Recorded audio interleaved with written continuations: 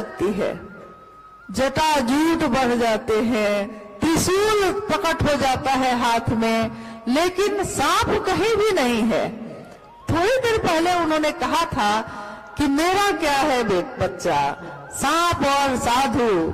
कहीं चले जाते हैं, कहीं दिख जाते हैं, कहीं रह जाते हैं, और अभी अभी जो रूप उनका बदला है, मां नीलमानंद उनके आगे हाथ जोड़कर झुक जाती हैं और वो कहती हैं, यहाँ पे उनका पत्नी भाव जागता है। वो कहती हैं, पत्नी भाव मतलब जब जगता है तो पति की कुछ न कुछ शिकायत तो होनी तय है।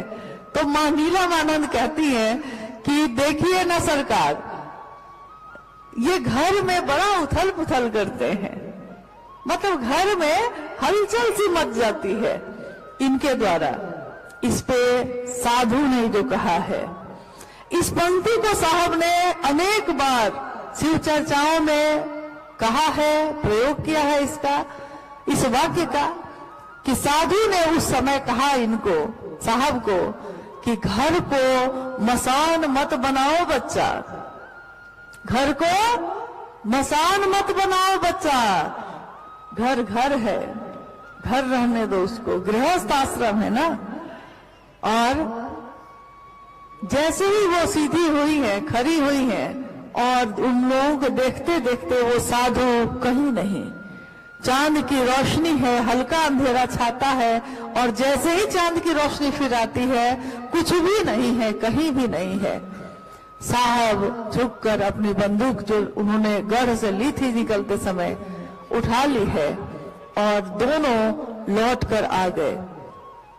जब दोनों बनातूगढ़ लौट कर आए, उस रात काफी तेज बारिश हुई,